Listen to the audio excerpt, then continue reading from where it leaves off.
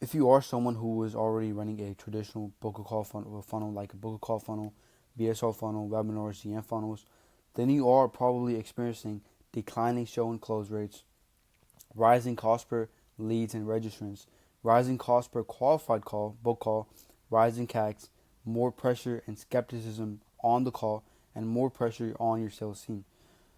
What if you could spend more to acquire a high ticket buyer than your competitors? Because Dan Kennedy said, whoever can spend the most money to acquire a customer wins. What if you could spend more money than your competitors to acquire a customer, all while hitting a bigger portion of the market, hitting a bigger total addressable market, liquidating your ad spend from day one, boosting your show and close rates, and increasing your profit margins as you scale. With this funnel, right, we only had a sales team of one person, right, and it was not even a closer, it was a setter, right, and he was not even on the percentage basis, right. It was like only a retainer model. We were paying about 3 to 5K a month to the DM setter, so more than 85% profit margins with this funnel, 300K a month funnel. Now, if you are running a traditional funnel, the problem with those is that you have something called a psychological cost barrier, right?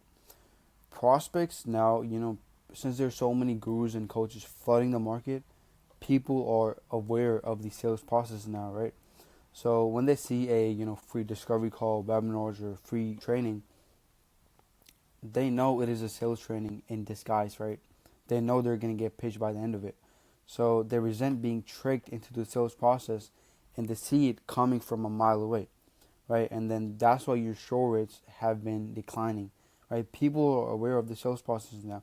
So hiding your sales process doesn't work like it used to, right? It's not 2019 again, right? It's 2026. So many gurus are flooding the market. There's so much skepticism in the market, and the trust is all time low. Now, if you were running a call funnel like a VSO funnel, the problem with that is that you're only hitting a 3% of the market that is called the automatic conversion market. What a call funnel does is it only hits a smaller scale of the market that is ready to buy now. Now, the automatic conversion market, if you know about awareness stages, if you are like some marketer watching this, you probably know, right? You have in awareness stages. On top of the awareness stages, you have the most aware people, right? That is called the automatic conversion market. So if you are currently running a call funnel, if you have ran a call funnel, the current success you've had with it is because you're only targeting a smaller pocket of the market that is ready to buy now. And once you exhaust that pool of the market out, what's going to happen is that your economics are going to back out and it's not going to scale. You're going to have a cap. And to scale, you need to hit a bigger portion of the market that doesn't get hit with the call funnel as effectively as it does with other models. And I will go into that in a few minutes. Now, also a quick note, I'll have the timestamps under this video explaining where I explain the funnel, the problem, blah blah blah. So if you want to skip this part, I have the timestamps below this video. Now, again, another problem that comes with traditional funnels, webinars, and call funnels and DM funnels is that you have this reinvestment cycle, right? Where if you spend money today, you're gonna get calls and registrants booked out in a few days. Some people show, some don't. You have follow-ups, you have closers, setters, and all these things you have to pay for. You gotta set money aside for taxes, and then you can reinvest, right? That's a 7 to 14 day reinvestment cycle, right? That means that you're fronting cash right now and hoping it comes back. And let's be honest with each other, right? It's not easy to see that, okay, you spend this much money out, this thousands of dollars out in ads and teams and in all these things and softwares, and then you have nothing to show for it, right? And that's why that's one of the reasons that the traditional models don't work like they used to, right? People are more skeptical. They're not ready to put thousands of dollars upfront from a cold interaction. Also, I forgot to mention this funnel was purely on cold traffic, right? No organic whatsoever. Now, let me show you what we did and how it worked. What we did was ran a low ticket funnel with the webinar. Now, we didn't sell the webinar as a low ticket. We ran a low ticket funnel as a separate funnel, and we have a webinar as a separate funnel. What we did was we ran a low ticket funnel, right? What happened was we ran we took ads from Meta, right? And for low ticket, what happens is that statics work really well for low ticket. We ran ads from low ticket from a Meta to a low ticket page, right? Page looks something like this, It's really upfront. It talks about like, the headline, what it is about, blah, blah, blah, blah, blah. And the price is really low ticket, really upfront. And what happened was we were getting a cost per acquisition on this product. It was about $50 to $65 on average. And we had a bump in the checkout, right? Which took our average order value to $24. So already we were liquidating 50% off our ad spend from day one. Now, after they buy the low ticket, what we do is we have something called an OTO, right? One-time upsell. Now, for this client, we had like a $197 OTO since it was like, he just wanted to sell it at 200. Usually, I would have had it priced at 147 to have higher conversions, and after that, I would have a downsell, but this client didn't want to do that. Now, with the OTO, what we did was, okay, we presented the low ticket product, right?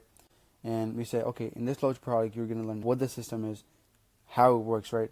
After we did all of that, the OTO was kind of like, okay, you know how it works, but knowing how it works is one thing, and actually doing it is one thing. And in OTO, we just kind of introduced a new problem that comes after buying the low ticket product.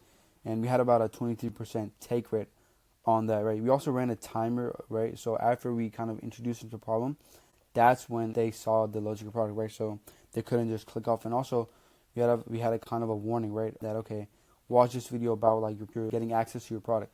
So we had like a really good retention on this video as well.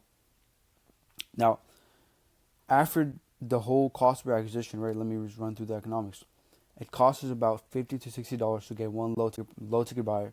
Our average order value on the front end was $24, and after having an OTO for $197 with a 23% conversion, we added an extra $40 to our average order value.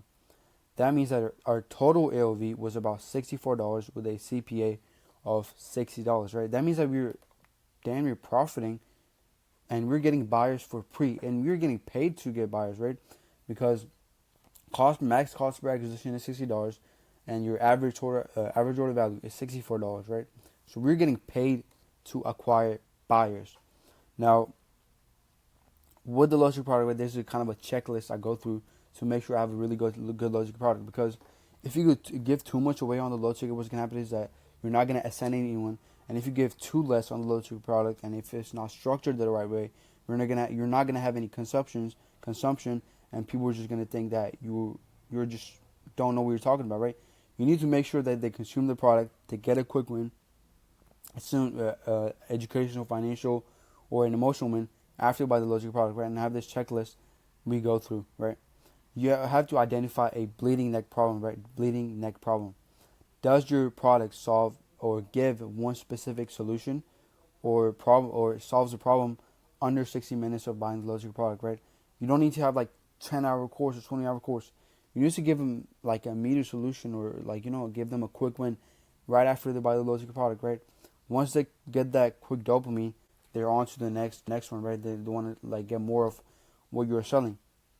And once they get that quick win, they see you as an instant authority in the market. All the gurus, all the coaches are here, and you are here because they actually paid you.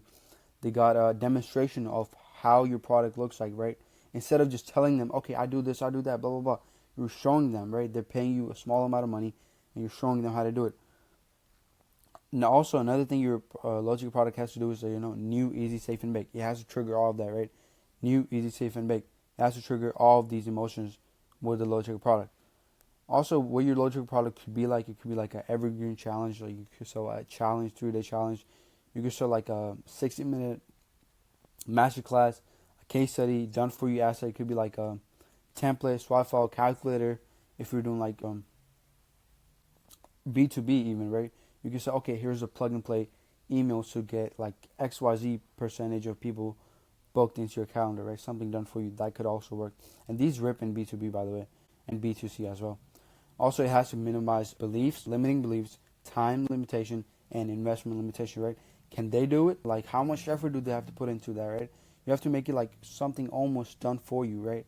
Like, like I said, plug and play system, 60-minute, get it done session, blah, blah, blah. minimize your belief in time limitations, right? And investment limitation. Low ticket product should be anywhere from about $7 to $27, right? So that kind of gets covered over here. And does your low ticket product solve a problem A that naturally reveals problem B, right? Like I said right here, what we do is we said that, okay, knowing what the strategy is one thing and how to do it is another thing, right?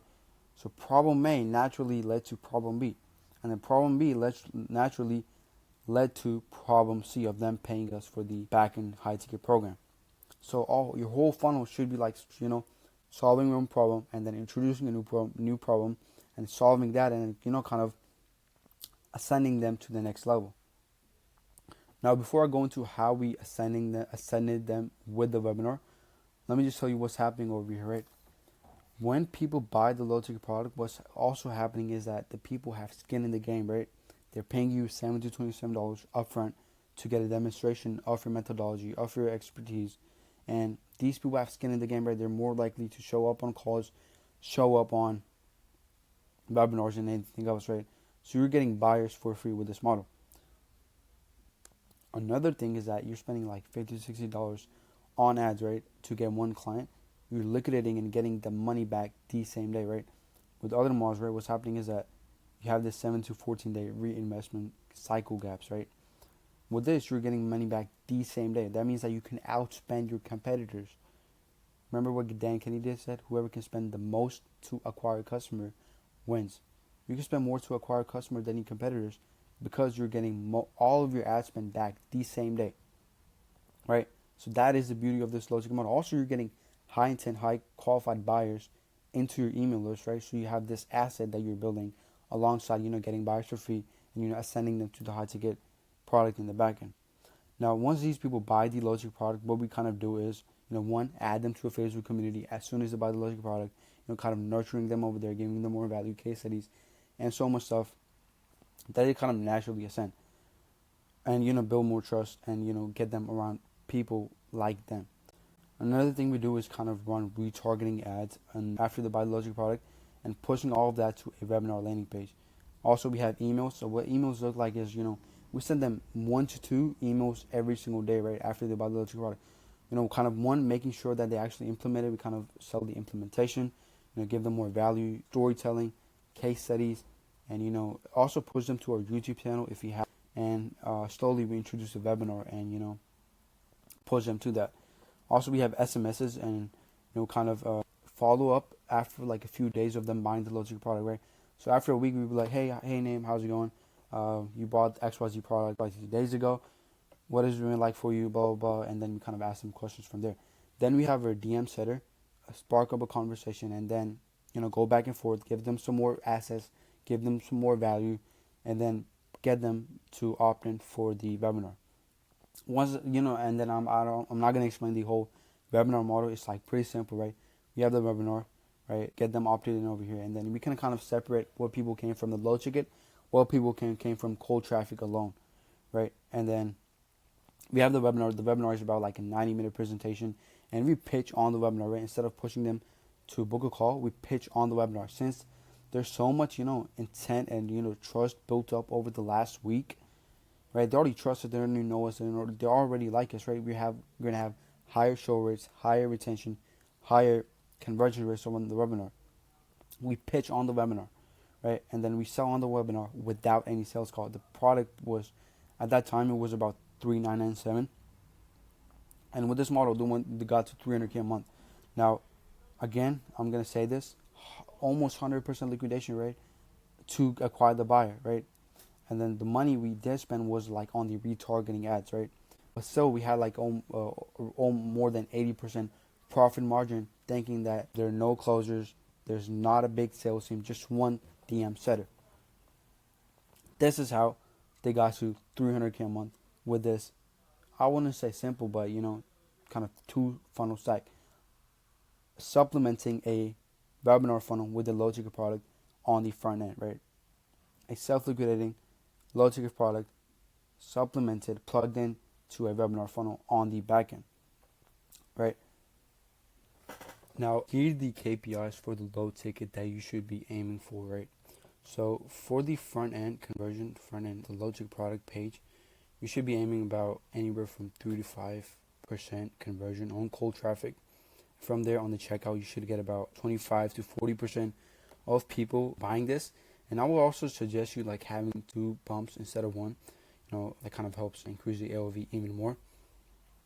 And on the OTO, expect about like 15 to 25% of people buying the one-time upsell over here. Now with this client, what we had like the ascension from low ticket to the high ticket, it was anywhere from 12%, right? So what we have this track too, right? So for this funnel itself, we had about 745 buyers on the front end low ticket product, 100% liquidated, and then we had about 95% of the 95 people from that 745 buying the high ticket product on the back end without sales calls, without webinars, with webinars, without any sales calls or sales teams, right? Now, isn't it better to have someone hop on a call with you who has already spent money with you, or isn't it better to have someone hop on your webinar having spent a few $100s already? He already knows you, likes you, trusts you, already knows how your methodology works, or how like your whole system works, right? Isn't that person more likely to convert into your high ticket, right? You're chasing buyers instead of free leads, right?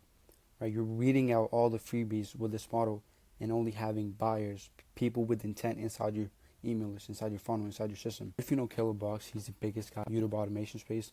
He went from 50K a month to 250K a month in just 6 weeks of running a low ticket webinar, low ticket funnel, right?